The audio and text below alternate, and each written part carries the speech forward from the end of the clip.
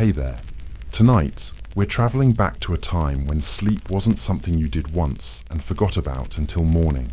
We're going to a world where the night stretched long and dark, where dreams carried messages from God or demons, where entire families shared a single bed, and where waking up in the middle of the night wasn't insomnia.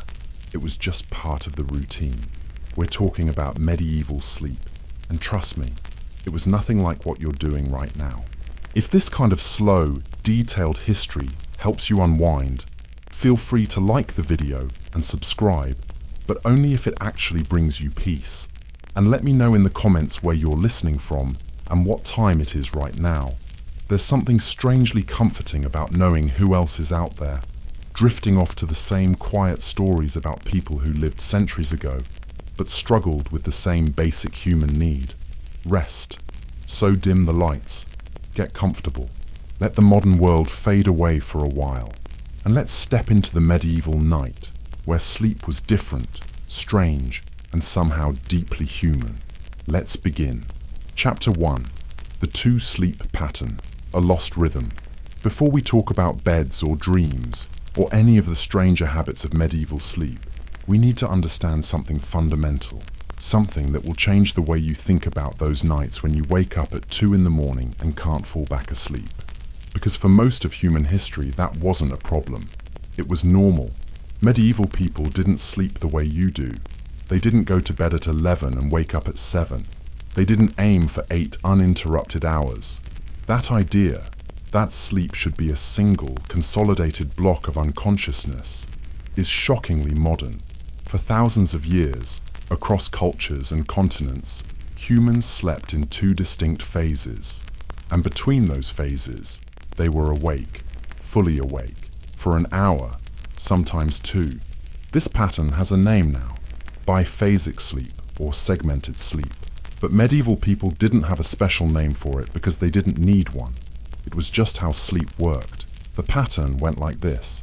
Shortly after sunset, usually around 8 or 9 in the evening, people would go to bed. This was called first sleep in English. In France, they called it premier somme. In Italy, primo sonno. The terminology varied, but the experience was universal. You'd lie down, exhausted from a day of physical labor, or whatever your station in life demanded, and you'd sleep deeply for about 3 or 4 hours. Then, around midnight or 1 in the morning, you'd wake up, not because something disturbed you, not because you were anxious or had to use the bathroom, though you might do both those things while you were up. You woke up because that's what your body did. It was programmed into the rhythm of human sleep, developed over millennia before artificial light changed everything. This period of wakefulness had its own name too. In England, it was called the watch, and it wasn't brief. It could last an hour, even 2. During this time, people didn't lie in bed fretting about falling back asleep. They got up and did things.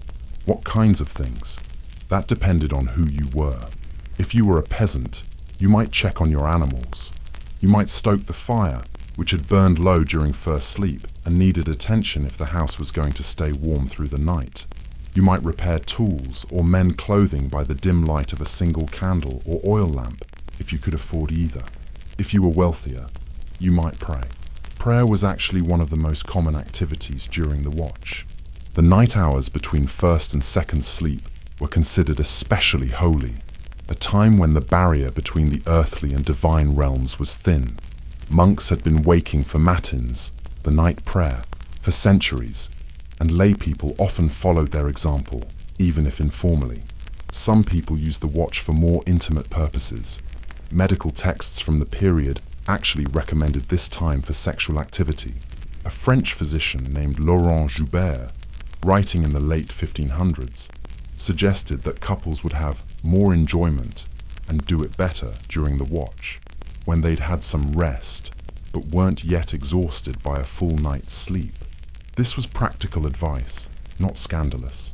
Medieval people understood that bodies had rhythms, and they worked with those rhythms rather than against them. Others used the watch for socializing. You might visit a neighbor, walking through dark streets with a lantern to guide your way.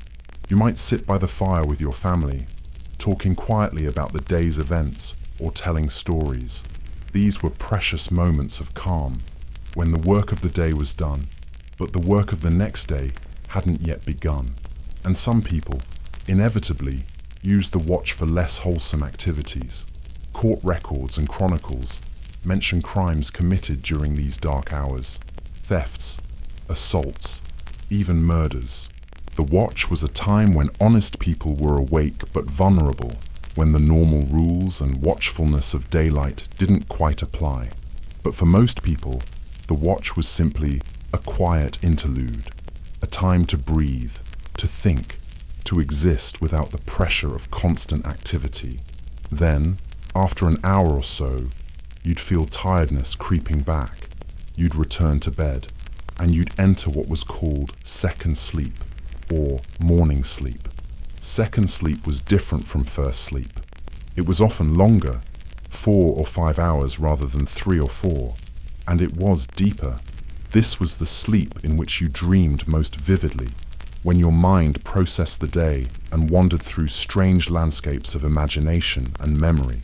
You'd sleep through this phase until dawn or shortly after, when the light filtering through the cracks in your shutters, or the sounds of roosters and stirring animals, told you it was time to rise. The historian who brought this pattern back to our attention was A. Roger E. Kirch. In the early 1990s, while researching his book, At Day's Close, Night in Times Past, he came across a curious reference in a 17th century legal deposition. A woman was describing when her mother had been kidnapped, and she mentioned it happened after first sleep. The phrase caught E. Kirch's attention. First sleep? That implied a second. He began looking for other references and found them everywhere. In letters, diaries, medical texts, legal documents, literary works. Chaucer mentioned it in the Canterbury Tales. Ballads sang about it. Even a manual for household management, the kind of practical guide that described everyday life in minute detail, referred to both first and second sleep, as if everyone would know exactly what was meant. Kirch collected more than 500 references to segmented sleep, spanning from ancient times through the 19th century. The evidence came from all over Europe: England, France, Italy, Germany, Spain. But it wasn't just Europe. He found references in Africa, South America, the Middle East, South and Southeast Asia. The pattern appeared to be global, a fundamental aspect of human sleep that transcended culture and geography. Why did we lose it? The simple answer is artificial light. As candles became cheaper and more widely available, as gas lighting spread through cities in the 1800s, as electric lights finally made night almost as bright as day, people began staying up later. Their first sleep got pushed back. The watch got squeezed. Eventually, the two sleeps merged into one. But there was more to it than just technology. The Industrial Revolution changed how people thought about time. Factories ran on schedules. Work shifts were rigid. Productivity and efficiency became paramount. A worker who needed to wake up at 5 in the morning to get to the factory on time couldn't afford to lie awake for an hour in the middle of the night. Sleep became something to be optimized, consolidated, made efficient. And slowly, over the course of the 19th century, the memory of biphasic sleep faded. By the 20th century, it was gone entirely from common knowledge. People who woke in the middle of the night thought something was wrong with them. They called it insomnia. They worried about it. They took pills to fix it. But maybe nothing was wrong. Maybe they were just experiencing an echo of an older rhythm, a pattern that had sustained humanity for thousands of years. Research in recent decades has suggested that biphasic sleep might actually be natural for humans. In the 1990s, a psychiatrist named Thomas Veer conducted an experiment. He had a group of volunteers live for a month in conditions of 14 hours of darkness each night, roughly approximating the long winter nights that would have been normal before electric lighting. At first, the volunteers slept about 11 hours straight, apparently making up for chronic sleep deprivation. But after a few weeks, their sleep patterns changed. They began sleeping in two distinct phases, separated by an hour or two of quiet wakefulness. They hadn't been told about historical sleep patterns. They just did it. Their bodies, given the right conditions, fell into the old rhythm naturally. This suggests something profound. The 8-hour sleep block we consider normal isn't necessarily what our bodies want. It's what our schedules demand. And for most of human history, schedules were a lot more flexible. Of course, not everyone in the medieval period followed the exact same pattern. The timing of first sleep depended on when you went to bed, and that varied. In Chaucer's Squire's Tale, the character Canacee goes to bed soon after evening fell and wakes after her first sleep in the early morning. But her companions, who stayed up much later, lay asleep till it was fully prime, meaning they slept straight through to daylight, presumably because they went to bed so late that their sleep didn't naturally segment. Children were often advised to sleep longer stretches. Medical texts recommended 9 or even 10 consecutive hours for the young, whose growing bodies needed more rest. Though any parent who's dealt with a wakeful toddler knows that what's recommended and what happens are often two different things. Monks had their own schedules dictated by the rule of St. Benedict or other monastic regulations.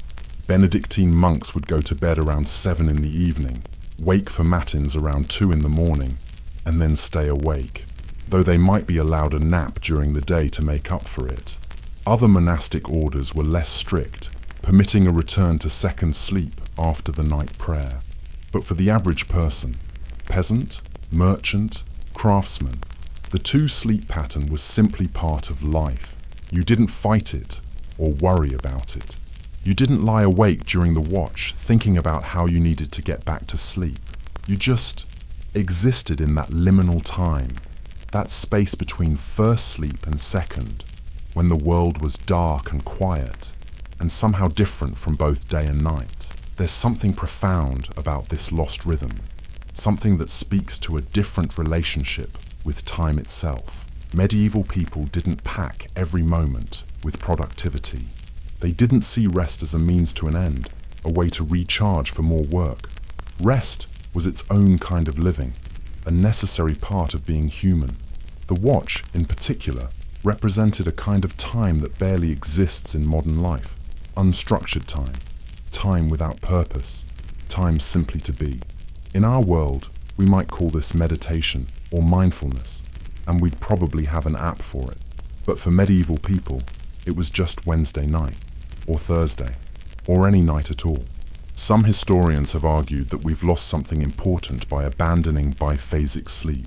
The watch was a time for reflection, for quiet thought, for processing emotions and experiences in a way that the busy daylight hours didn't allow. It was a time when creativity could flourish. Many writers and scholars specifically mentioned using the watch for their work, finding that their minds were clearer and more focused in that dark, quiet hour. It was also a time for connection. In a world where people shared beds and rooms, where privacy was rare, the watch offered a strange kind of intimacy. Lying awake together in the dark, speaking in low voices, sharing thoughts that might never be voiced in the harsh light of day. Hector MacDonald wrote that for married couples, the bed in darkness encouraged wives to express concerns unsuited to other hours. It was a neutral territory, a space where the usual hierarchies and roles could soften, if only temporarily. But we shouldn't romanticize it too much. The watch could also be a time of fear. Darkness held dangers, not just practical ones like criminals and wild animals, but supernatural ones. The night belonged to demons, to witches, to restless spirits. The hour between first and second sleep was considered particularly vulnerable, a time when evil forces could slip through the barriers between worlds. People took precautions. They said prayers. They made signs of protection. They kept holy objects near their beds. Some would not leave their beds during the watch at all, preferring to lie still and wait for second sleep rather than risk encountering something malevolent in the dark. And perhaps for some people, the watch was simply boring. Not everyone is comfortable with quiet and stillness. Not everyone wants an hour in the middle of the night to sit and think. Some medieval folks probably found it tedious, this obligatory pause in their sleep. But they didn't have a choice. There was no way to skip it, no pill to take, no technique to learn. You just lived with it. The two-sleep pattern was finally abandoned in the late 1800s and early 1900s. Medical advice began emphasizing the importance of uninterrupted sleep. Sleep hygiene became a concept. People were told that waking in the middle of the night was unhealthy, a sign of disorder that needed to be corrected. And we believed it. We still believe it. When you wake at 2 in the morning and can't fall back asleep immediately, you worry. You wonder what's wrong. You count the hours until your alarm will go off and calculate how exhausted you'll be tomorrow. But maybe nothing's wrong. Maybe you're just experiencing an echo of your ancestors' sleep, a whisper of the watch. Maybe your body remembers what your mind has forgotten, that sleep wasn't always meant to be continuous, that wakefulness in the night is natural, that the dark hours between first sleep and second sleep have their own value. Of course, you can't really go back. You can't restructure your entire life around a medieval sleep pattern. You have a job that starts at 8 or 9 in the morning. You have electric lights that keep you up until 11 at night.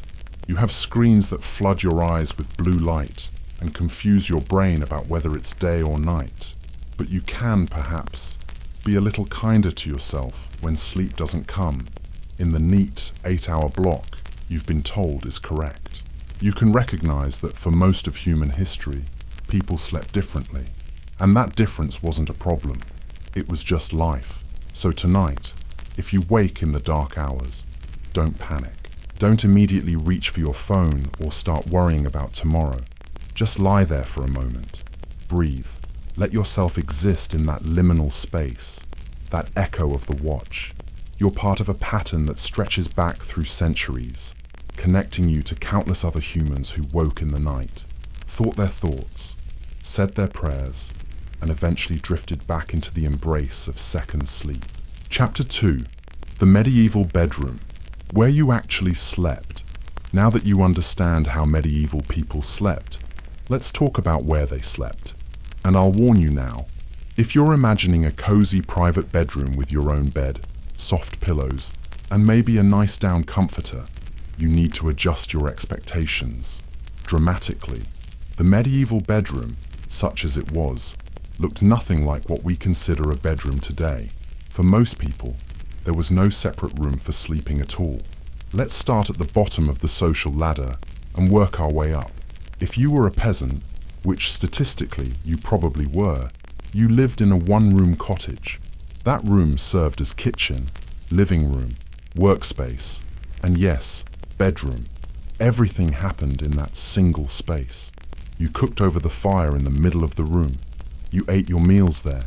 You worked there, spinning or weaving or mending tools. And when night fell, you slept there. The floor of your cottage was packed earth, maybe covered with rushes or straw to provide a little cushioning and absorb some of the moisture. When it was time to sleep, you'd clear a space and lie down, often directly on those rushes with nothing between you and the ground, except maybe a thin woven mat. If you were slightly better off, you might have a mattress of sorts, a cloth sack stuffed with straw, hay, or dried heather. This could be rolled up during the day to create more space in your tiny home, then unrolled at night for sleeping. The straw inside would get compressed and moldy over time, especially in damp conditions, and would need to be replaced every few months or so. Some cottages had a small raised platform or ledge along one wall where you could sleep slightly elevated from the cold, damp floor. This was an improvement, but not by much. You were still in the main room. You still shared the space with everyone else in your household, and you still slept surrounded by the soot and smoke from the fire, which had no proper chimney, just a hole in the roof that didn't always draft properly. The smells were considerable. Unwashed bodies, of course. The animals that might be brought inside on cold nights. Chickens, goats, possibly a pig. The lingering odors of cooking, of damp wool and wet straw. chamber pots, which we'll get to in a moment, smoke that clung to everything. It wasn't pleasant, but you got used to it. You didn't have a choice. Now let's move up the social ladder a bit. If you were a craftsman or a moderately successful merchant, you might live in a 2 or 3 room house. This was luxury. One room would still be the main living space, with the hearth and the work tables.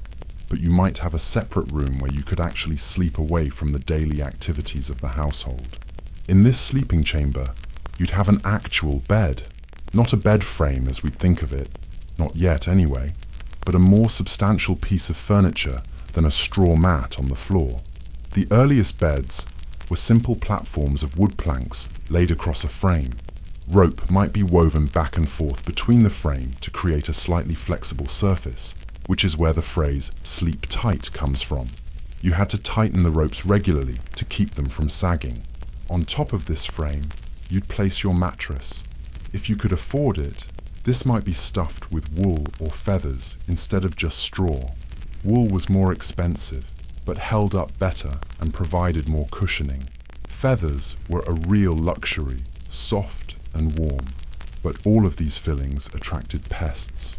Fleas, lice, bed bugs. They all loved organic materials, and they were an accepted part of life. People did try to combat the pests. Mattresses had ticking, tightly woven fabric covers meant to keep at least some of the bugs contained. Some people stored their bedding in cedar chests between uses, as cedar was known to repel insects. Herbs with strong scents, lavender, rosemary, fleabane, and especially ladies' bed straw, were stuffed into mattresses or scattered on the sleeping platform to help keep fleas at bay. It probably helped a little, but not enough. On your bed, if you had any wealth at all, you'd have sheets. Linen sheets were ideal. They were smooth, relatively easy to wash, and didn't attract insects quite as much as wool did. You'd have blankets too, thick wool that would be heavy and warm, but also scratchy against bare skin, which is one reason why sheets mattered. And if you were particularly well off, you might have a coverlet, a decorative top layer that showed off your wealth and taste. Pillows existed, but weren't universal. Working people might have a single long pillow, called a bolster, that stretched across the width of the bed, which multiple sleepers would share. Individual pillows were a luxury. They were stuffed with feathers if you could afford them, or with wool, straw, or rags if you couldn't. Some medical texts even advised against pillows for able-bodied men, suggesting they made you soft. Real men, apparently, slept with their heads on logs, though how many men actually followed this advice is unclear. Now let's look at the homes of the wealthy, the nobles, the great merchants, the clergy. Here we start to see beds that would be recognizable to us, or at least impressive to us. A wealthy medieval bed was enormous and elaborate. It had a sturdy wooden frame, often carved and decorated. The posts at each corner could be quite tall, supporting a canopy overhead, a tester it was called, and curtains that hung down on all sides. These curtains weren't just for show. They provided privacy in houses where private space was rare, and more importantly, they helped retain heat. A bed with its curtains closed was a small warm pocket in an otherwise freezing room. The mattress on a noble's bed might be 3 or 4 layers deep. First, a base layer of straw or wool, then another layer of finer wool or cotton. Then, if you were really wealthy, a feather bed, essentially a big cushion filled with down that sat on top of the other mattresses like a cloud. You didn't just lie on this bed, you sank into it. The bedding would be expensive and beautiful. Fine linen sheets, sometimes embroidered, blankets of wool, possibly fur coverlets lined with expensive materials, pillows aplenty, often with decorative cases that would be removed at night and replaced with practical head sheets to protect them from hair oil and sweat. The entire bed might be hung with tapestries or draped with rich fabrics that displayed the owner's heraldic symbols. These beds were so valuable that they were mentioned specifically in wills, passed down through generations like heirlooms. Some nobles would actually take their beds with them when they traveled, packing up the frame, the hangings, the mattresses, and all the bedding. then reassembling it at their destination. Your bed wasn't just furniture, it was a statement of wealth and power. But here's the thing about all these beds. From the humblest straw mat to the grandest four-poster, you almost never slept in them alone. Medieval sleep was communal, profoundly, intimately, inescapably communal. In a peasant cottage, the entire family slept together in the same room, often in the same bed. Parents, children, possibly grandparents, maybe even a servant or two if the household was large enough to employ them. You'd arrange yourselves according to a logical system. Girls near the wall, boys on the outer edge, youngest children next to mother, father at the far edge to protect everyone from intruders. But however you arranged it, you were all together. This wasn't seen as strange or inappropriate. It was practical. Beds were expensive, space was limited, and body heat was precious in houses with poor insulation and inadequate heating. Sleeping together kept everyone warmer. It was as simple as that. The wealthy weren't much more private. Yes, they might have separate chambers for sleeping, but those chambers still accommodated multiple people.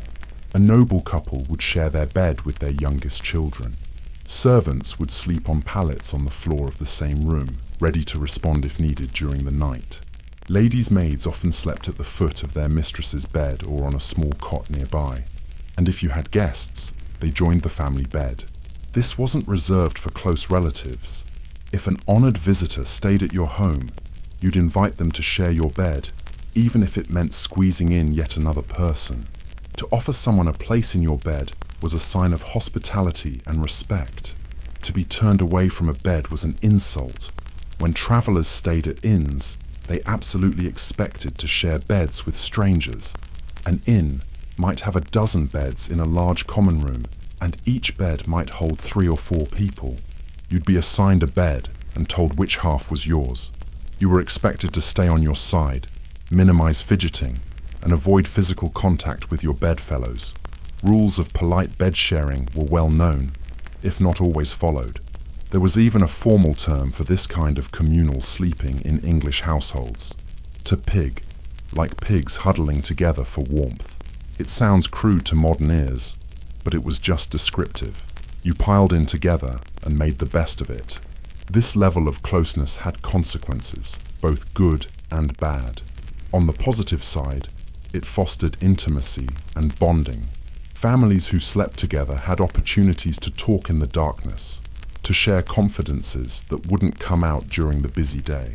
The historian A. Roger E. Kirsch writes that the bed became a space where usual social hierarchies softened, where women in particular found rare moments of autonomy and voice in a patriarchal society.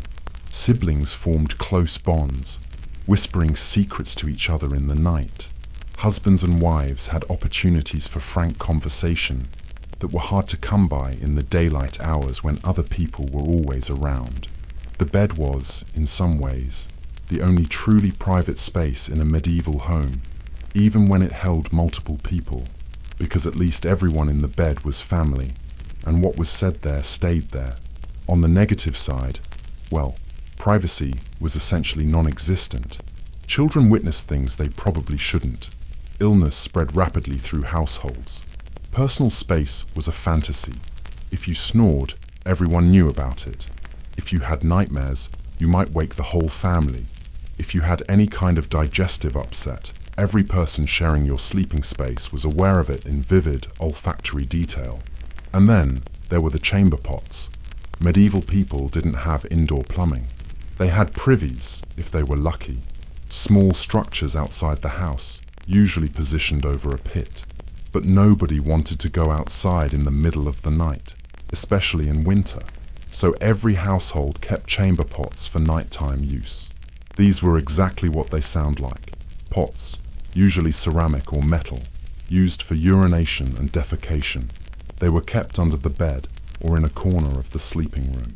You'd use them during the night, and in the morning, someone, usually a servant if you had one, or the least fortunate member of the household if you didn't, would empty them. Where did the contents go? That depended. Some houses had proper disposal systems. In cities, there were designated places where human waste could be dumped, but in many cases, especially in crowded urban areas, the contents of chamber pots were simply thrown out the window into the street. There was supposed to be a warning shout, "Gardy loo," in Scottish cities, or similar phrases elsewhere, but not everyone bothered. Walking city streets after dark was hazardous for many reasons, and this was definitely one of them. In the sleeping chamber itself, the smell of the chamber pot was just another part of the atmosphere. Some pots had lids to help contain the odor. Wealthier people might have special chairs with holes in the seat that went over a chamber pot, providing a little more comfort and dignity. But however you managed it, the fact remained, you were sleeping in a room that also functioned as a toilet. The wealthy had slightly more elaborate options. Some castles and manor houses had garderobes, small rooms built into the thickness of the wall, with a stone or wooden seat over a hole that dropped down into a pit or cesspool far below. These were an improvement in terms of smell, since the waste wasn't in the sleeping chamber itself, but they were drafty, cold, and not always conveniently located. So even the wealthy often opted for chamber pots at night, rather than venturing through dark corridors to find the garderobe. All of this, the communal sleeping, the lack of privacy, the chamber pots, the fleas and lice, the cold, the smoke, the smells, was just normal. Nobody thought it was particularly bad because they had no frame of reference for anything better. This was simply how humans lived and slept. But let's not pretend it was comfortable. Medieval beds, even the best ones, were far from the supportive mattresses we have today. The rope bases sagged, the straw got lumpy, even feather beds could develop hard spots where the filling had shifted. You'd wake up with aches and pains, especially as you got older. The cold was relentless. Even with bed curtains and multiple people sharing body heat, winter nights were brutal.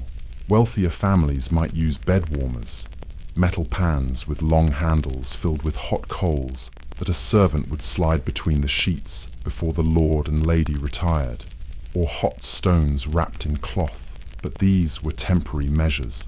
By the middle of the night, they'd cooled down, and you were left to huddle under your blankets and hope for morning. Some people slept nude, letting their body heat mingle with that of their bedmates. Others wore simple linen undershirts and brays, medieval underwear. Monks often slept in their robes for warmth and modesty, since they typically slept alone in their cells or in communal dormitories. By the late Middle Ages, specialized nightshirts and nightgowns became more common, but they were far from universal. Women would braid their long hair and cover it with a cap or kerchief to keep it from tangling during the night. Men might also wear caps to keep their heads warm. These were practical choices in an era when washing your hair was a major undertaking and cutting it short wasn't always an option. The question of bed height is interesting.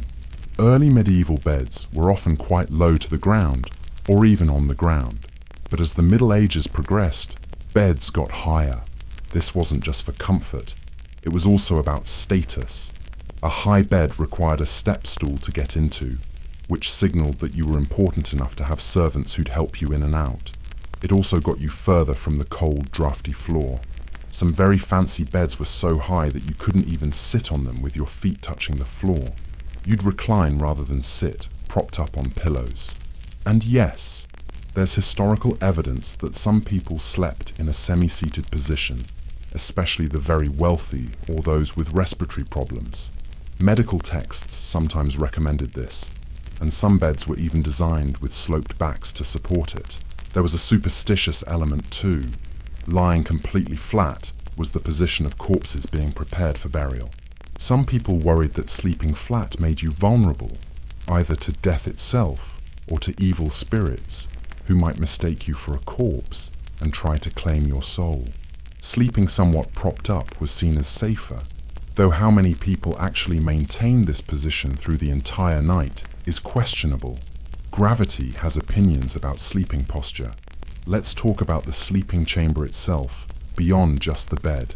If you had a separate room for sleep, which again most people didn't, it would be sparse by modern standards. A bed, a chest for storing clothes and linens, maybe a small table or stand for a candle or lamp, a bench or stool, possibly a bucket of water for washing in the morning.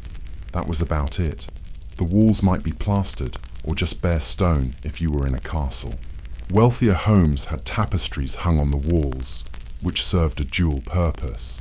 They were decorative, showing off wealth and taste, but they also provided a small amount of insulation against drafts. The same was true of the bed curtains. Every layer of fabric helped keep warmth in. Windows were few and small. Glass was expensive and rare. Only the very wealthy could afford glass windows, and even then, they were often quite small panes held together with lead. Most people had wooden shutters that closed at night. This kept some of the cold out, but it also meant the sleeping chamber was very dark and poorly ventilated. The floor might be wood planks if you were wealthy, or packed earth with rushes if you weren't. The rushes were changed periodically, in a well-run household fairly often. In others, less so. They'd get dirty, crushed down, mixed with dropped food and other debris. The smell was noticeable. Lighting was minimal. Candles were made from tallow, rendered animal fat, which was smelly and produced a dim, flickering light. Wax candles were much better, but much more expensive, reserved for churches and the very wealthy. Most people relied on rushlights, which were rushes dipped in fat and burned slowly. They gave off even less light than tallow candles and had to be held at an angle to keep burning. So when you went to bed, you were entering a very dark space. This darkness had its own terrors, which we'll talk about more when we discuss fears and superstitions. For now, just understand that the medieval sleeping chamber at night was profoundly dark in a way that's hard for us to imagine in a world of streetlights and nightlights and glowing alarm clocks. You'd lie down in this dark, cold, crowded space. You'd arrange yourself among your family members or traveling companions, each person claiming their section of the shared sleeping surface. You'd pull the covers up to your chin, feeling the weight and scratchiness of wool blankets. If you were lucky enough to have bed curtains, you'd close them, creating a small enclosed space that would gradually warm with body heat, and then you'd wait for sleep to come. First sleep, that first phase of rest that would last until midnight or so, when you'd wake naturally for the watch.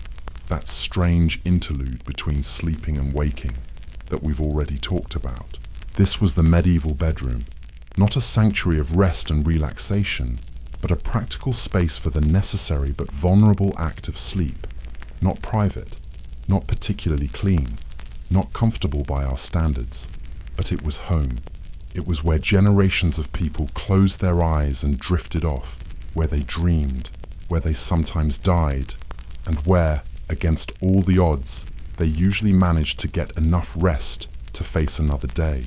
Next, we'll talk about what happened before you lay down in that bed, the rituals and preparations for sleep, the prayers, the routines, the superstitions that medieval people followed to ensure they'd wake up safely in the morning.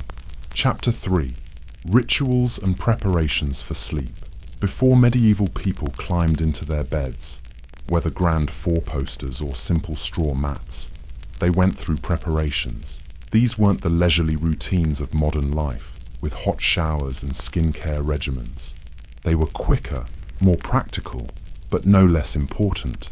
And they were deeply intertwined with prayer, superstition, and the very real fear of what might happen during the vulnerable hours of sleep. Let's start with the evening routine of an average person. Not wealthy, but not desperately poor either. Perhaps a craftsman or a small merchant.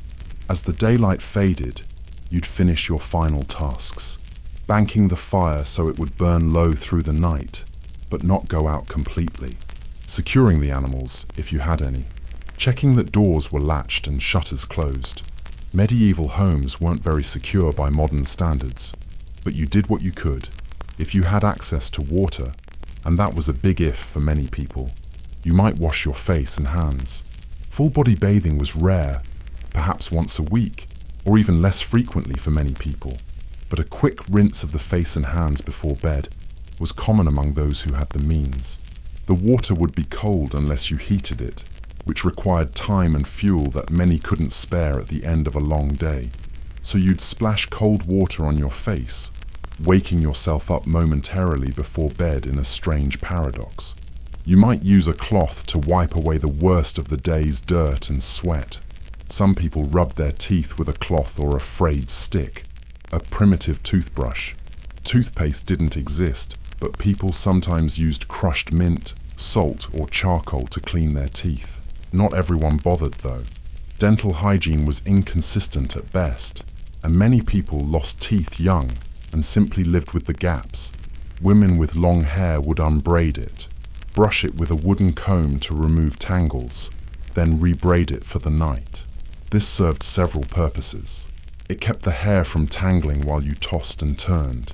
It made it easier to cover with a cap, and according to some beliefs, it kept evil spirits from using your hair as a handhold while you slept.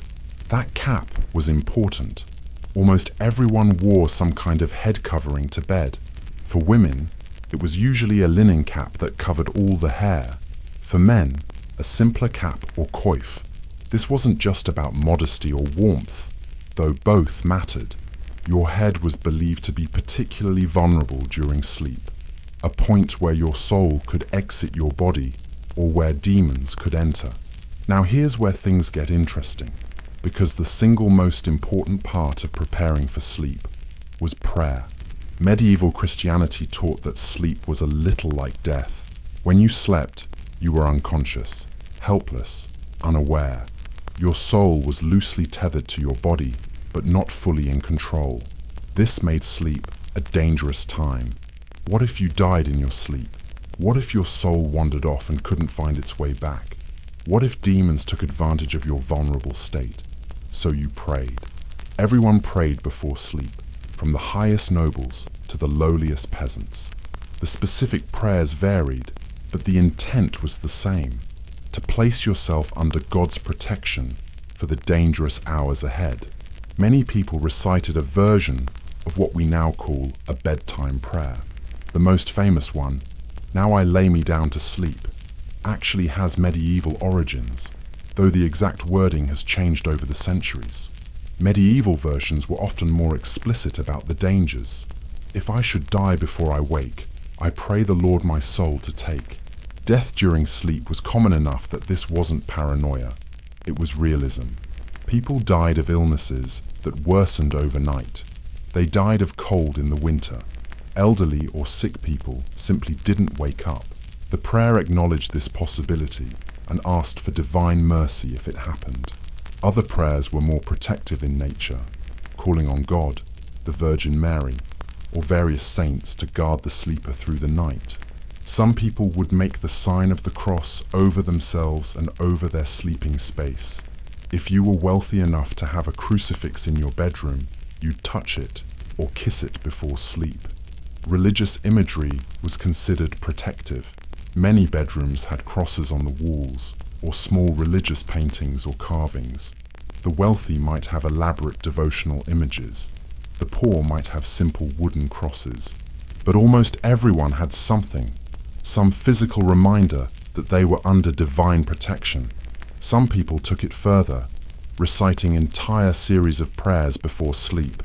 Monks and nuns, of course, said Compline, the final prayer service of the day, which specifically asked for protection through the night. Lay people who could afford books of hours, prayer books for the laity, might follow a similar routine, though usually shorter.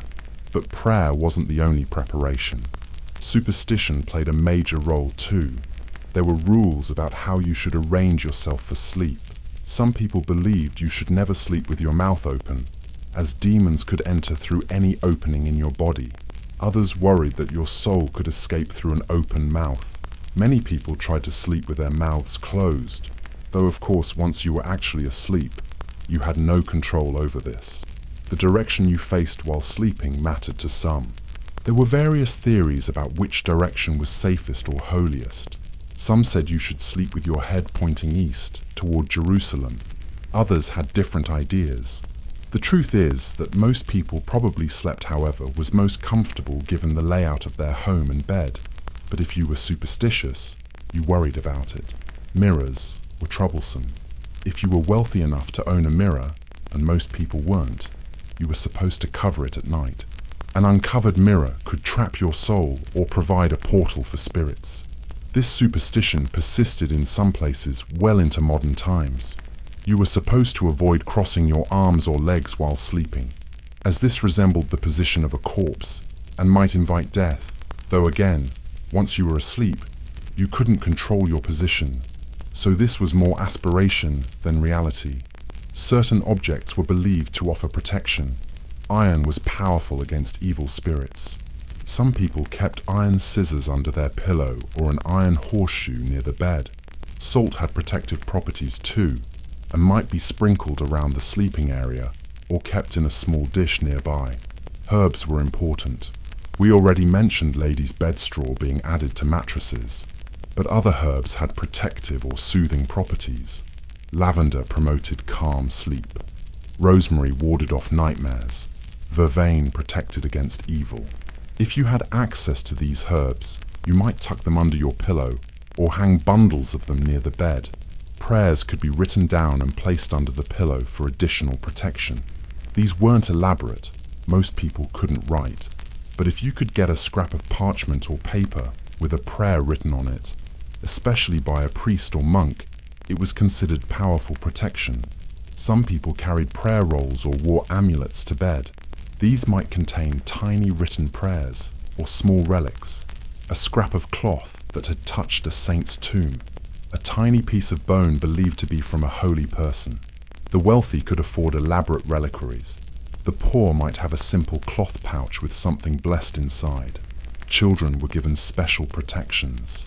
A mother might make the sign of the cross on her child's forehead before sleep. Some families tied red threads around a baby's wrist to ward off evil. Cribs might be blessed by a priest or marked with protective symbols. And then there were the more elaborate rituals for those who were particularly fearful or superstitious. Some people would walk around their bed 3 times before getting in, reciting protective verses. Others had specific routines for checking under the bed and in the corners of the room to ensure nothing evil was lurking there. The fire needed attention too. You didn't want it to go out completely. That would leave you in total darkness and cold. But you also didn't want it too strong, as fire was a constant danger in houses made of wood and thatch. So you'd bank it carefully, covering the coals with ash to slow their burning while keeping them alive. Some people believed that stirring the fire at night invited bad luck or evil spirits. Others thought you should make the sign of the cross over it. There were regional variations in these beliefs, but fire was always treated with respect and a touch of superstition. If you had a cat or dog, you might want it near your bed. Animals were thought to be sensitive to supernatural presences. A dog that barked or a cat that hissed in the night might be warning you of danger, whether mundane or spiritual. Plus, a warm animal body next to you helped on cold nights. Lighting was a concern. You couldn't leave a candle or lamp burning unattended. The fire risk was too great, but total darkness was frightening. Some people left a small rushlight burning in a safe corner, far from anything flammable. Others simply got used to the darkness, though they never liked it. The moment of actually getting into bed had its own little rituals. You might sit on the edge first, remove your shoes if you wore any, say one more prayer, make one more sign of the cross, then lie down, pull up the covers, and try to settle your mind. If you shared the bed, there was a negotiation about who slept where. This was serious business in households where space was tight. The warmest spots, usually the middle of the bed, went to the most important or most vulnerable people. Young children next to mother, father on the edge where he could respond to threats, older children on the other edge. Everyone understood the rules of communal sleeping. You stayed in your space. You didn't kick or thrash. You tried to be quiet if you woke in the night. If you needed to use the chamber pot, you did so as discreetly as possible, though discretion was limited when you were sharing a bed with 4 other people. And then, finally, You closed your eyes and waited for sleep. That transition from wakefulness to first sleep could be peaceful or anxious, depending on your temperament and what was happening in your life. If you were a child, your mother might stroke your hair or sing a soft lullaby. These songs were often about protection, asking saints or angels to watch over the child through the night. Some were teaching songs, reinforcing lessons about behavior or faith. They were soothing, repetitive, meant to calm a worried mind. If you were an adult, you had no one to comfort you.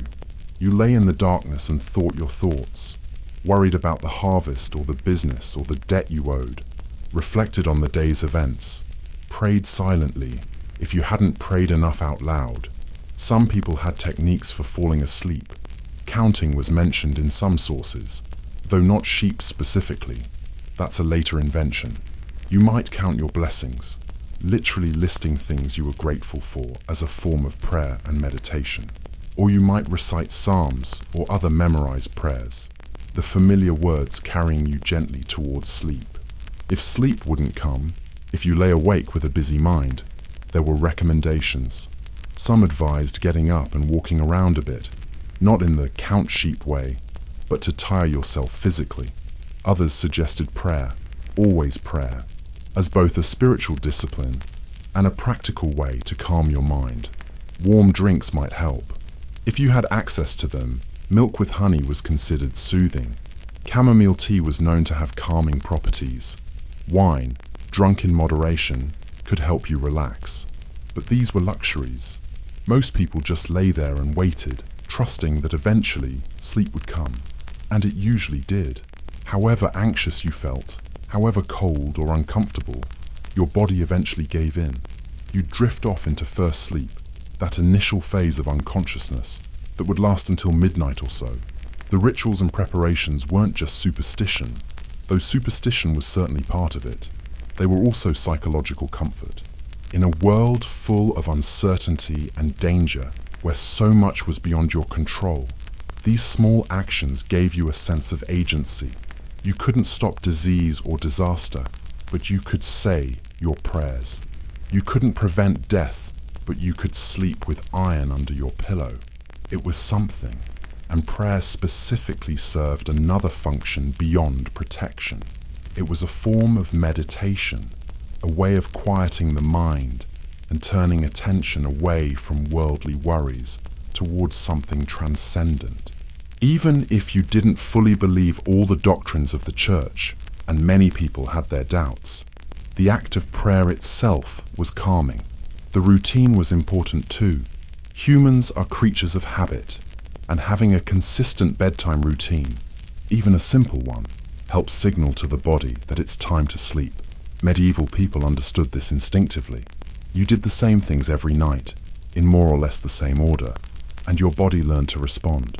Of course, not every night was peaceful. Sometimes children were fretful and wouldn't settle. Sometimes adults were too anxious or too much in pain to sleep easily. Sometimes the sounds of the night, wind, animals, other people, kept you awake longer than you wanted. But eventually, most nights, most people slept. They passed through the rituals and preparations, lay down in their crowded beds, closed their eyes, and let unconsciousness claim them. And for the next several hours, they were at rest, protected by prayers and superstitions and the simple biological necessity of sleep. Tomorrow we'll talk about what happened during those hours of sleep, the dreams that visited, the nightmares that tormented, and the complex system of interpretation that medieval people used to make sense of the strange experiences of the sleeping mind. Chapter 4. Dreams and their meanings. Dreams were serious business in the medieval world. They weren't just random firings of neurons during sleep, as we might describe them today. They were messages, warnings, prophecies, or sometimes tricks from demons. Understanding your dreams could mean the difference between prosperity and disaster, between salvation and damnation. Let's start with the theological framework that medieval people inherited from ancient sources and adapted through Christian teaching. The most influential text on dream interpretation was written by a Roman philosopher named Macrobius, whose Commentary on the Dream of Scipio was written around 400 CE. This work remained enormously influential throughout the medieval period. Macrobius classified dreams into 5 types, and medieval scholars, poets, and ordinary people all referred to this system. The first type was the somnium, or enigmatic dream. This was a symbolic dream that required interpretation. The images and events in the dream weren't literal, but represented something else. If you dreamed of a snake, for example, it might represent an enemy or temptation. A flood might represent overwhelming troubles.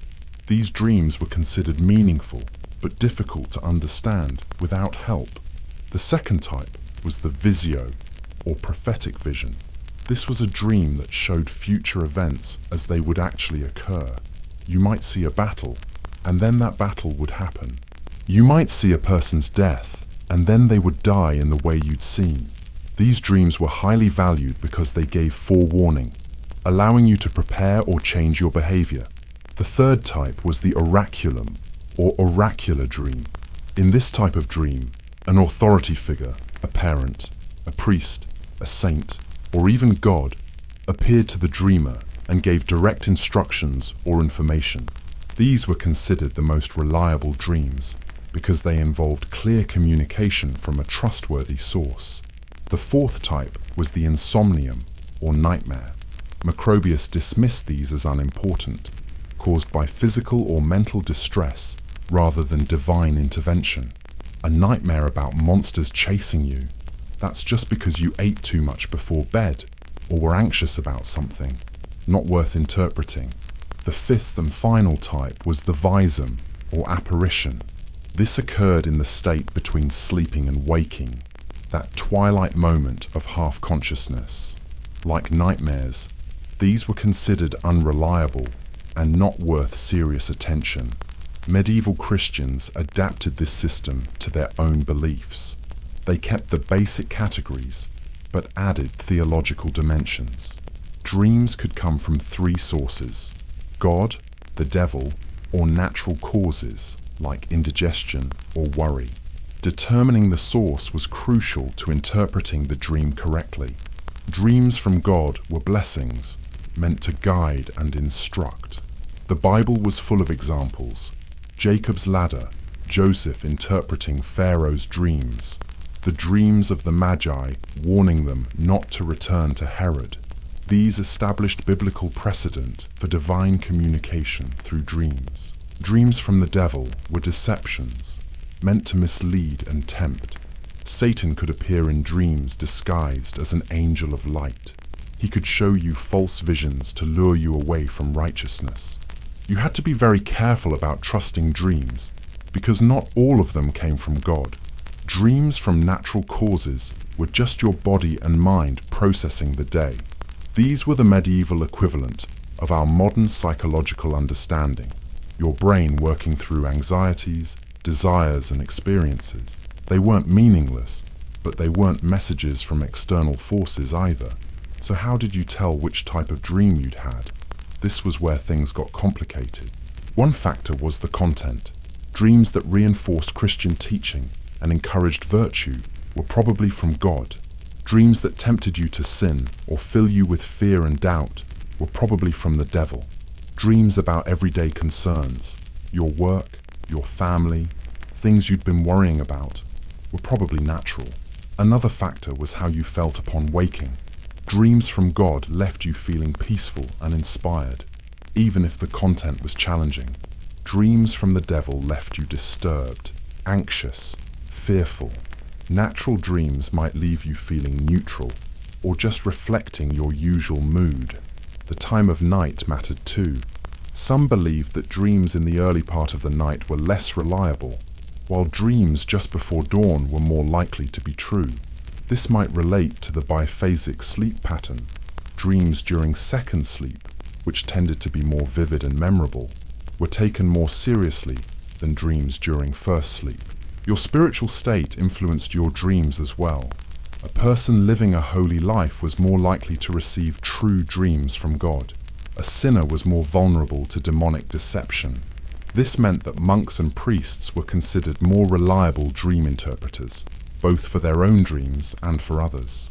There were practical guides to dream interpretation, though not as elaborate as the dream dictionaries we have today. Some of these were written down in manuscripts, collections of symbols and their meanings. Others were passed down orally, part of folk wisdom that every grandmother knew and every child learned. Let's look at some common dream symbols and their medieval interpretations. Water was powerful. Clear, calm water was good. It represented peace, purity, perhaps a blessing from God. Troubled water, floods, or drowning indicated danger, spiritual corruption, or overwhelming problems. The state of the water in your dream told you about the state of your soul or your life. Animals had complex meanings depending on their behavior and characteristics. A horse could be good or bad. A white horse in your dream meant joy and good news. A red horse also brought good news, but a black horse signaled danger and destruction. So the color mattered as much as the animal itself. Dogs represented faithfulness if they were friendly, betrayal if they were aggressive. Cats were often associated with feminine qualities, which could be positive, nurturing, intuitive, or negative, deceptive, seductive, depending on medieval attitudes toward women in general. Birds flying upward were good omens, representing prayers rising to heaven or the soul's ascent. Birds flying downward or to the left were bad omens. Ravens and crows, being carrion birds, usually meant death or bad news. Doves meant peace and the Holy Spirit. Snakes were almost always bad. They represented the serpent in Eden, temptation, evil, the devil himself. If you dreamed of snakes, you were being warned about spiritual danger or deceitful people in your life. Dreams about your house were significant. Building a new house was a good sign, indicating prosperity and stability. Your house flooding or burning was catastrophic, suggesting that your life was in danger of falling apart. Your house being invaded by strangers meant you felt vulnerable or threatened. Food and eating had meaning. Abundant food suggested prosperity and blessing. Spoiled or insufficient food indicated troubles ahead. Throwing away food was a simple one. It just meant you'd eaten well recently. Sometimes a dream was just a dream about being full. Clothing mattered. New clothes meant joy and new beginnings. Old tattered clothes meant sorrow and hardship. Losing your clothes suggested vulnerability or shame. Very specific clothing items had specific meanings too. New shoes brought joy. Old shoes brought anguish. Going barefoot was a bad sign. Dreams about your body were important. Losing teeth was especially bad. Regular teeth meant the death of friends. Molars meant the death of family. Long, beautiful hair meant strength. Someone shaving your head against your will suggested you'd be saved from harm, but someone shaving your beard meant you'd suffer harm. These distinctions could get very detailed. Dreams about death were paradoxical. If you dreamed you were dead, it actually meant you'd acquire a new house or find comfort. But dreaming of death for specific other people might indeed foretell their actual death. You had to interpret carefully based on the specific circumstances of the dream. Dreams about marriage were often bad omens. If you dreamed you were getting married, it meant you'd be sick for a long time. Dreams about weddings in general could signal mourning ahead. Joy in a dream meant sorrow in life, a strange inversion. Traveling was another bad sign. If you dreamed about journeys, it suggested upcoming difficulties. Hearing musical instruments in your dream, also bad. Having guests enter your house in a dream, not good. Medieval dream interpretation wasn't optimistic. But dreams about the dead, not death, but dead people appearing to you, were actually positive. This might seem contradictory, but the logic was that the dead had passed beyond mortal troubles, and thus brought blessings rather than harm. Religious imagery in dreams was taken very seriously. If you dreamed of Christ, Mary, or saints, this was almost certainly a divine message. Pay attention to what they said or showed you. These dreams were worth consulting a priest about, because they might contain important guidance for your life. Dreams about the sun, moon, and stars had cosmic significance. The sun represented God's glory or earthly power, kings and lords. The moon represented the church or feminine virtue. Stars were the saints or lesser nobility. Eclipse or darkening of these celestial bodies was very bad, suggesting divine judgment or political catastrophe. Of course, not everyone had access to elaborate interpretation systems. Most ordinary people relied on simpler, more practical understandings. They might consult an elder in their community who was known for wisdom. They might ask their priest after Mass if they thought the dream was important enough, or they might just use common sense and folk tradition. There were professional dream interpreters in some larger towns and cities, though the church was suspicious of them.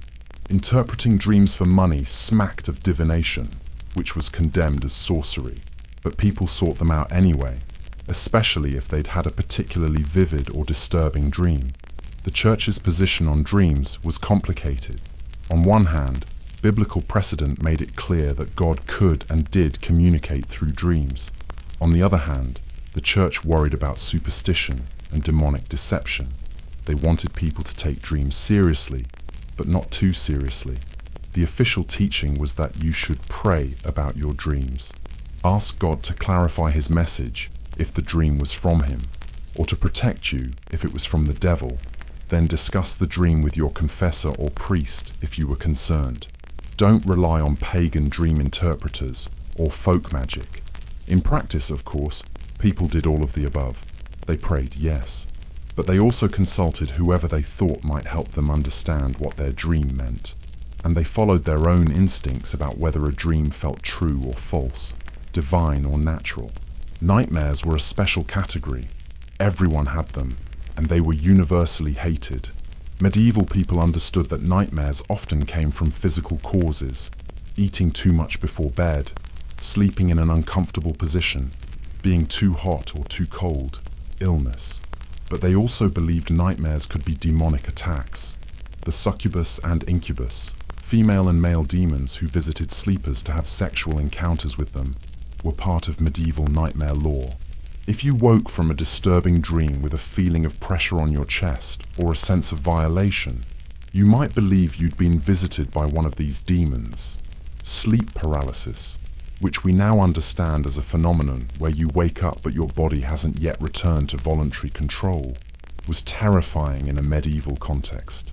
You'd be conscious but unable to move, sometimes unable to breathe easily, often with a sense of an evil presence in the room.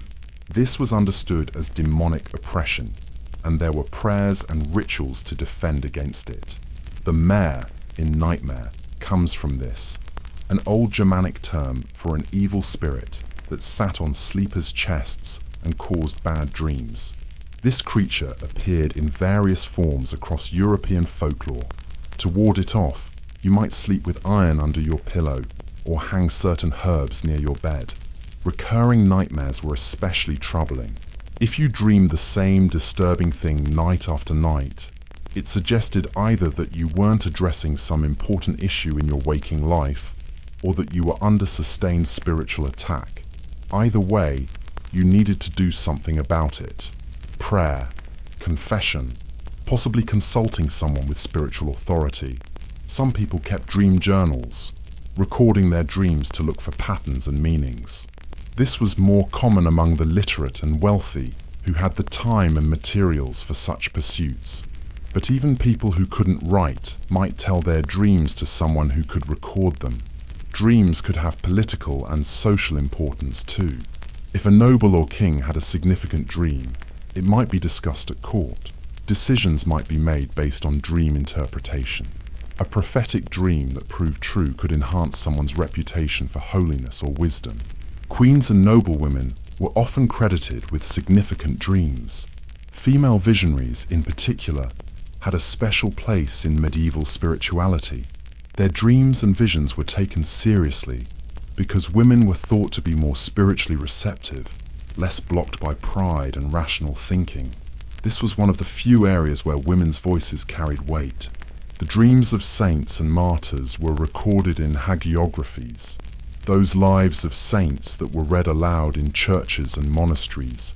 These dreams often followed certain patterns: a vision of heaven, instructions from Christ or Mary, prophetic warnings that came true. These stories reinforce the idea that holy people received messages through dreams. But what about ordinary people? What did they actually dream about? Based on the dream interpretation guides that have survived, we can make some educated guesses. People dreamed about their daily concerns, their work, their families, their livestock. They dreamed about food, which makes sense given that hunger was a constant concern for many. They dreamed about traveling, even though most never traveled far from home. Perhaps dreams of travel represented a desire for change or escape from daily hardships. They dreamed about death and illness, which were ever-present realities. They dreamed about their houses, those vulnerable structures that could burn or flood, or simply fall apart. They dreamed about losing things: teeth, hair, belongings, which reflected their anxiety about loss and decline. And surely they dreamed about things they didn't have categories for: strange, surreal experiences that didn't fit neat interpretations. Dreams have always been weird, mixing memory and imagination in ways that don't make waking sense. Medieval people must have had plenty of dreams they simply couldn't interpret, dreams they filed away as meaningless or forgot by mid-morning. The period between first sleep and second sleep, the watch, was considered an especially important time for dreams. Dreams that came to you during second sleep, after you'd woken and then returned to bed, were thought to be more vivid and more meaningful. Modern sleep research actually supports this. We dream most intensely during REM sleep, which is more common in the later part of our sleep cycle. Some people deliberately tried to incubate dreams, to encourage specific dreams or divine messages. You might pray for guidance about a particular problem before bed, asking God to send you a dream that would show you what to do. Then you'd pay careful attention to any dreams you had that night. Fasting could intensify dreams. Monks who fasted rigorously often reported vivid visions during sleep. Whether this was divine inspiration or just the brain's response to low blood sugar is a matter of interpretation, but medieval people certainly believed fasting made you more spiritually receptive. Location mattered for some people. There were shrines and holy sites where people went specifically to have dreams. You'd sleep near a saint's tomb or at a pilgrimage site, hoping for a vision that would heal your illness or answer your prayers. This practice, called incubation, had ancient roots and continued well into the medieval period. Dreams about loved ones who had died were especially poignant. Were these just your mind processing grief, or were the dead actually visiting you in your sleep? Medieval theology allowed for both possibilities. Souls in purgatory might appear in dreams to ask for prayers to shorten their suffering. Saints might visit to offer comfort, or it might just be your memory keeping them alive. The interpretation of dreams was both an art and a science in the medieval world. It required knowledge of traditional symbols, understanding of the dreamer's circumstances, sensitivity to spiritual matters, and a certain amount of intuition. A good interpreter could help you make sense of troubling dreams or recognize important messages you might otherwise have missed. But ultimately, dreams remained mysterious. For all the categories and interpretations, for all the wisdom passed down through generations, dreams kept their secrets. They came unbidden, carrying messages or nonsense or something in between. They reflected your fears and hopes, your memories and imagination, your body and your spirit. And when you woke, whether from first sleep into the watch or from second sleep into the morning, those dreams faded quickly. You might remember fragments, images, feelings. You might cling to a particularly vivid dream, rehearsing it in your mind so you wouldn't forget before you could tell someone who might interpret it. Or you might let it slip away, joining all the other forgotten dreams in that vast ocean of the unconscious where memory and mystery intertwine. Tonight, as you drift towards sleep, you'll dream too. Your dreams will be different from those of a medieval peasant or noble, shaped by different concerns and experiences. But the fundamental strangeness of dreams, their power to move and disturb and puzzle us, that remains unchanged across the centuries. Sleep well, and if you dream, may your dreams be clear enough to understand and gentle enough to bear, just like medieval people hoped, night after night, as they closed their eyes and surrendered to that strange other world where anything could happen and often did. Chapter 5. The dangers of medieval sleep was necessary, but it wasn't safe. Medieval people understood this deeply. When you slept, you were vulnerable in ways that modern people, with our locked doors and fire alarms and emergency services, can barely imagine. Let's talk about what could go wrong during those long, dark hours. Fire was the most immediate and terrifying danger. Remember, medieval homes were made of wood and thatch. They were heated by open fires with no proper chimneys. They were lit by candles and rushlights made of fat. One spark, one moment of carelessness, and your home could be an inferno. Fire spread fast in medieval buildings, especially in cities where houses were packed tightly together. A fire that started in one home could consume an entire neighborhood before anyone could respond effectively. And it often started at night, when people were asleep and fires were left burning low but unattended. You might wake to the smell of smoke or the sound of crackling flames. If you were lucky, you'd have time to grab your children and run. If you weren't, you'd be trapped. Many people died not from the flames themselves, but from smoke inhalation, overcome before they could escape. There were no fire departments as we know them. Some cities had firefighting brigades, but their equipment was primitive. Buckets, hooks to pull down burning thatch, not much else. The main strategy was to create fire breaks by demolishing buildings in the fire's path. If your house was chosen for demolition to save others, you had no recourse. People lived in constant fear of fire. Before bed, you checked the hearth carefully. You made sure no embers had escaped onto the floor. You positioned candles away from anything flammable. You said prayers against fire. And still, fires happened. Some communities had curfew laws that required people to cover or extinguish their fires at a certain hour in the evening. The word curfew actually comes from the French couvre-feu, meaning cover fire. A bell would ring, and everyone was supposed to bank their fires and go to bed. This reduced the risk somewhat, but it also meant cold, dark nights. Theft was another constant threat. Medieval homes had locks, but they were simple and easily defeated. Windows had shutters, but no glass, so they could be opened from outside. Doors were heavy, but could be forced. And at night, when everyone slept, thieves had hours to work. If you were wealthy, you were a target. Thieves knew where valuables were kept, in chests, in locked rooms, sometimes buried under floorboards. They'd break in, steal what they could carry, and vanish into the darkness. City authorities tried to catch them, but the night was vast and guards were few. If you woke to find someone in your home, what could you do? Scream, certainly. Try to fight. Hope your neighbors heard and came to help. But by the time anyone arrived, the thief might be gone, or things might have escalated to violence. Home invasions could turn deadly. A thief surprised in the act might attack to avoid identification. A householder defending property might kill an intruder, which could lead to legal complications even if the killing was justified. The night made everything more dangerous and uncertain. Some people slept with weapons near their beds. A knife, a club, a sword if they were wealthy enough to own one.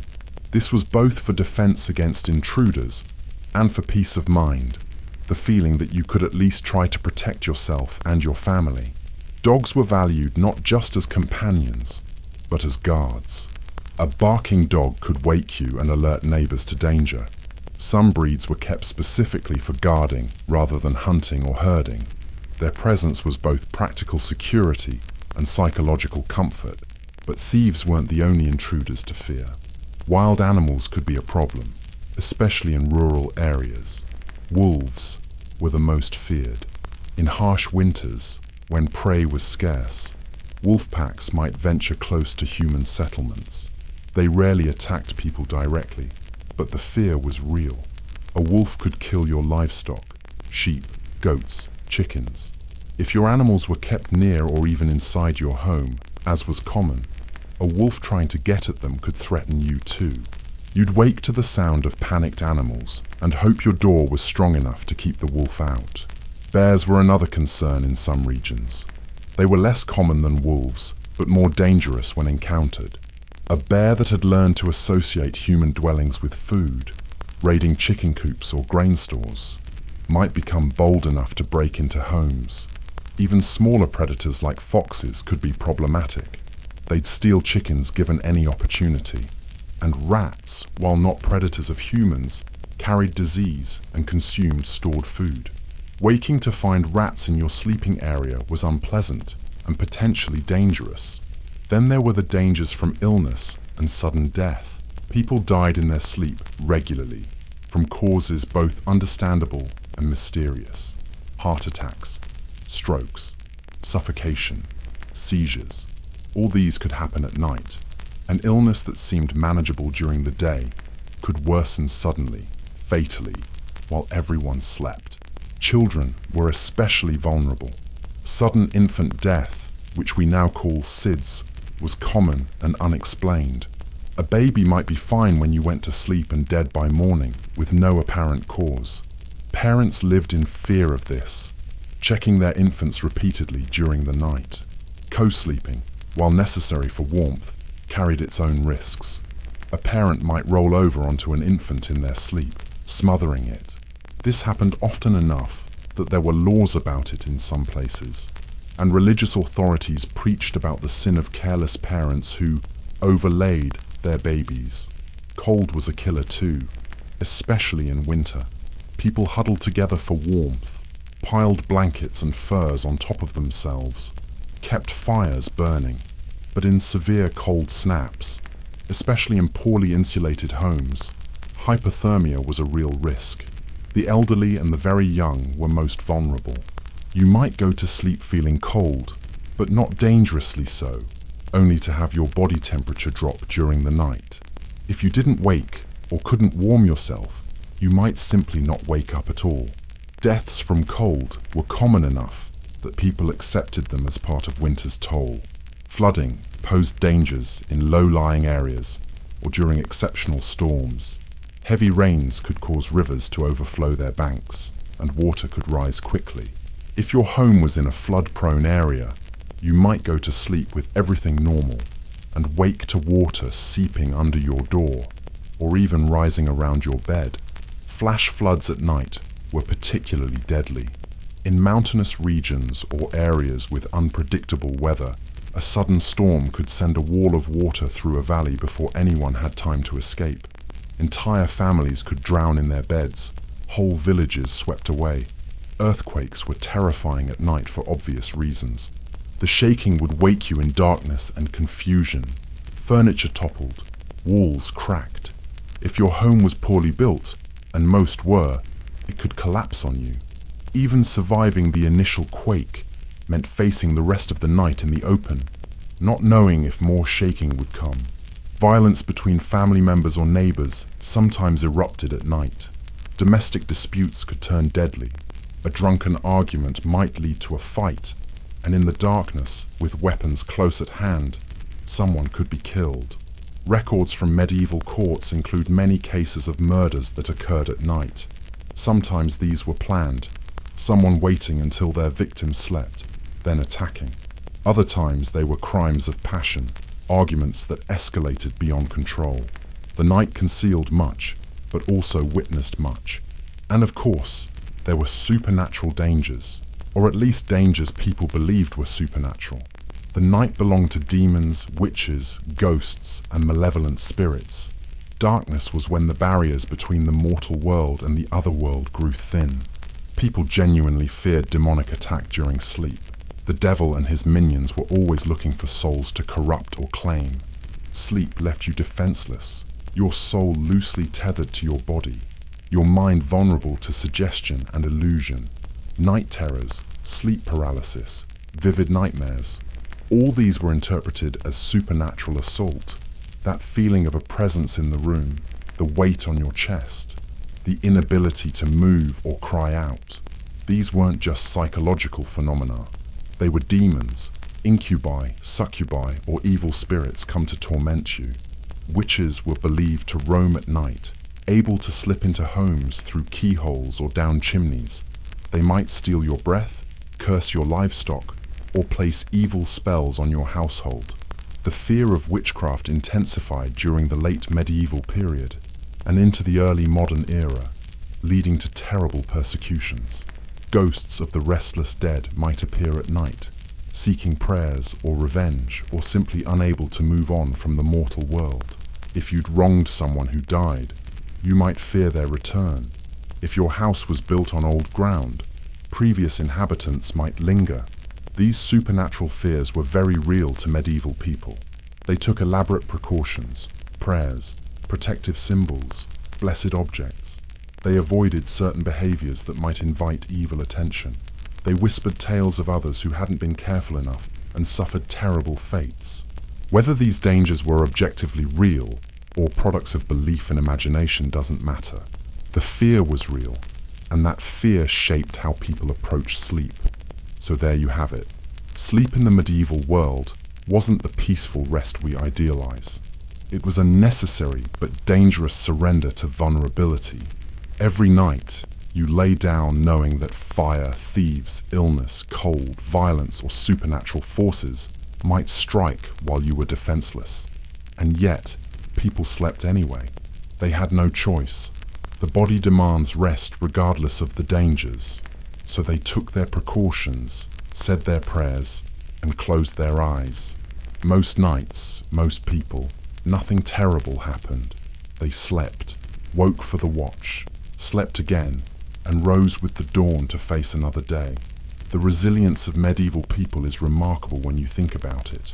Living with constant danger, accepting risks we would find intolerable, and still finding ways to rest, to dream, to hope for safety through another night. Closing, the gift of modern sleep. So here we are, at the end of our journey through medieval sleep. You've learned about the two-sleep pattern, about the cramped and crowded sleeping arrangements, about the rituals and prayers that preceded rest. You've explored dreams and their meanings, and faced the very real dangers that lurked in every medieval night. Now, from the comfort of your own bed, private, warm, secure, you might feel grateful. Your mattress supports you properly. Your room has a locked door and windows that actually keep the weather out. You have electric lights you can turn on with a switch. You have heat that doesn't come with a risk of burning your house down. You probably sleep alone, or at most with a partner you chose. You don't share your bed with children, servants, fleas, or traveling strangers. You have sheets that can be washed in hot water, pillows designed for comfort rather than just necessity, and blankets that actually keep you warm without weighing 50 pounds. You don't have to say prayers for protection before sleep, though you can if you want to. You don't have to ward off demons or worry about witches. The worst supernatural threat you face is maybe a bad dream, which you know is just your brain processing stress. You can drink clean water before bed without worrying about disease. You have a bathroom, an actual room with a toilet that flushes, not a chamber pot that has to be emptied in the morning. If you wake in the middle of the night, you can turn on a light and know exactly where you are and that you're safe. If fire breaks out, alarm systems warn you and firefighters respond within minutes. If someone tries to break into your home, you can call police. If you get sick during the night, emergency medical services exist. You live in a web of safety and infrastructure that medieval people couldn't have imagined. And yet, for all our advantages, we struggle with sleep. We lie awake worrying about work, relationships, finances. We scroll through phones that flood our eyes with blue light. We drink caffeine late into the evening. We maintain schedules that ignore our natural rhythms. We medicate ourselves to sleep, then medicate ourselves awake. Maybe there's something to learn from our medieval ancestors. Not that we should give up modern comfort and safety. That would be absurd. But perhaps we could remember that sleep is more than just unconscious downtime between productive hours. Medieval people, for all their hardships, understood that the night had its own value.